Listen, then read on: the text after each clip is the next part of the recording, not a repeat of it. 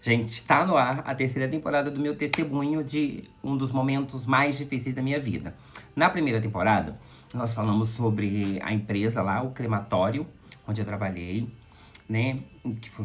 Que passei por momentos muito difíceis lá na minha vida, com problemas que eu nunca imaginei. E aí na segunda temporada nós falamos sobre o Felipe, né? Que nós já o sepultamos, neste caso, que foi uma das piores pessoas que eu conheci também na minha vida, tá dentro desse grupinho todo aí. E hoje, nós, na terceira temporada, nós vamos falar de uma garota chamada Luana, né? Que eu conheci também, e que também era um pouco do tipo do Felipe. Ela era uma garota muito vulgar, tá? Vulgar, escrachada. Quando eu comecei a me relacionar com ela, meu pai até me avisou, né, que ela era de família boa, né? Aparentemente, parecia assim, né? E ela tinha um namorado que eu conhecia, que eu cresci junto com ele. Infelizmente, hoje ele não está entre nós.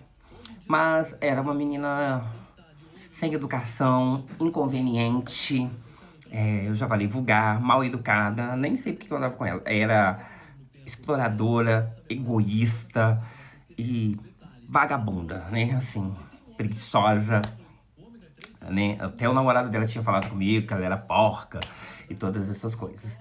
E aí, comecei a andar com ela, parecia ser uma pessoa boa. As pessoas que se aproximam de mim, que se aproximavam, né, na verdade, era porque, como eu já expliquei, que eu tinha essa dependência emocional.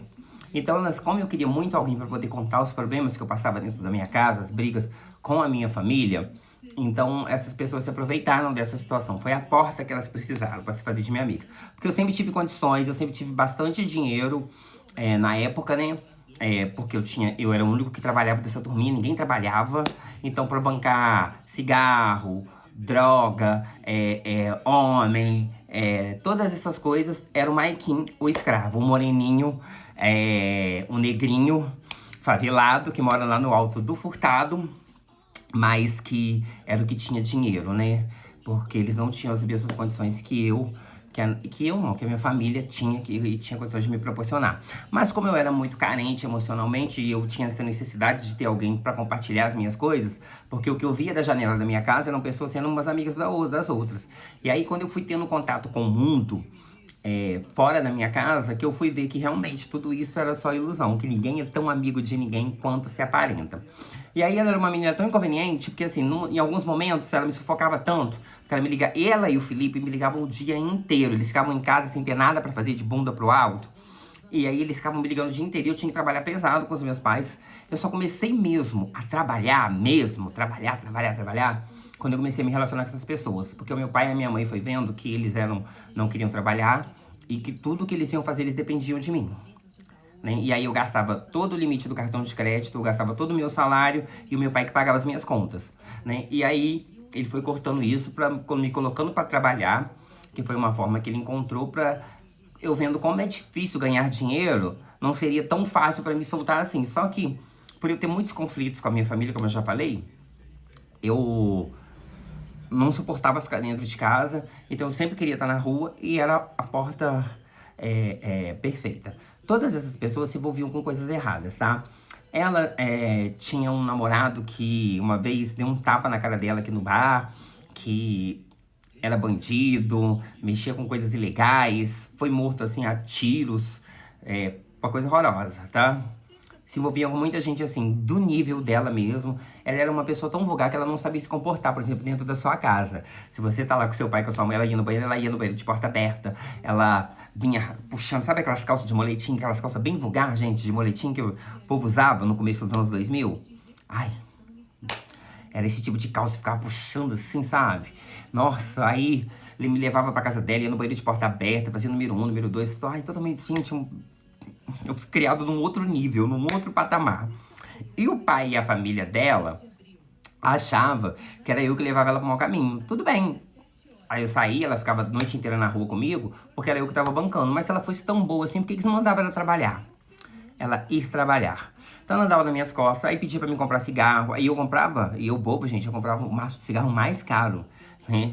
Eu não vou falar a marca aqui, mas quem fuma sabe que é o mais caro, que é só assim, você tem que ter dinheiro pra fumar aquele ali uma vez no final de semana, no mês, é uma vez no mês, querido. Aquele maço... Não, e toda vez eu comprando, eu pegava o dinheiro do meu pai, eu ia no mercado, ia lá, comprava cigarrinho pra fulano, comprava cervejinha que a fulana queria, né?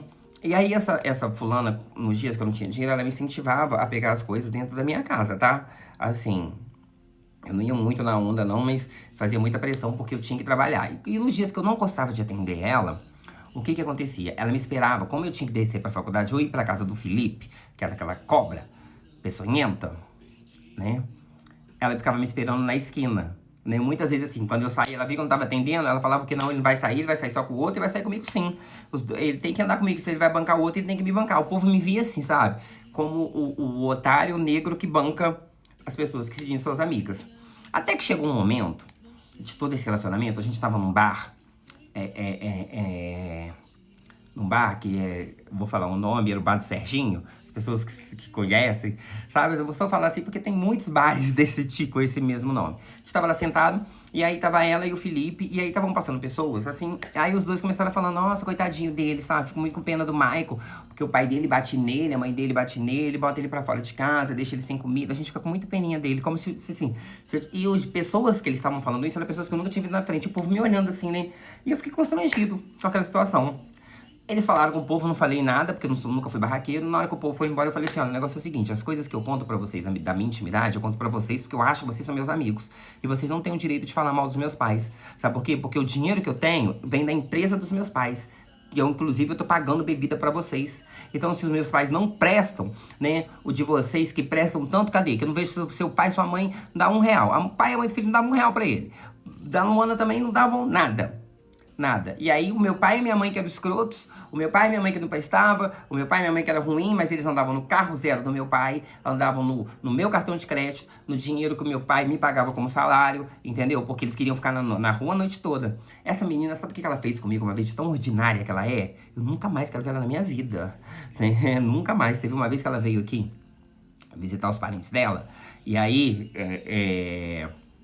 ela tava lá na esquina, gente, na hora que eu vi, eu nem na rua pisei. Aí teve um dia que eu tava ali na garagem, eu tava vendo algum negócio na garagem, tirando o carro, guardando o carro. Ela apareceu e ela veio, né? Aí, Maico, nossa, minha vida mudou da água pro vinho. E você?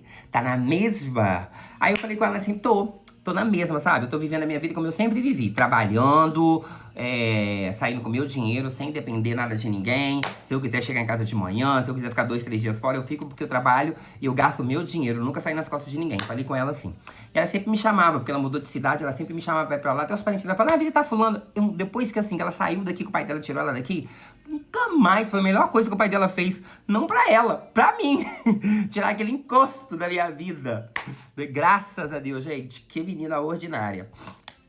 E aí eu vou contar agora, na parte 2, do dia que ela fez eu pagar o carro, alugar um carro, e ela me largou no meio da rua. Ela mandou eu descer do carro que eu paguei, e ela me largou no meio da rua, 3, 4 horas da manhã, tempo de eu ser assaltado, uma rua deserta, e eu tinha que andar muitos quilômetros pra me chegar em casa. Vou contar agora aqui na parte 2, e aí você acompanha, aí me segue, comenta e compartilha, que é o testemunho da minha vida, e eu vou contar como que Deus transformou a minha vida com essas pessoas, né? Porque Deus trabalhou na minha vida em cada um dos momentos. Trabalhou, operou um milagre lá no crematório, operou um milagre com o Felipe e operou um milagre, nesse caso de libertação, com essa menina. E aí eu vou contar agora, você segue aí e vai acompanhando.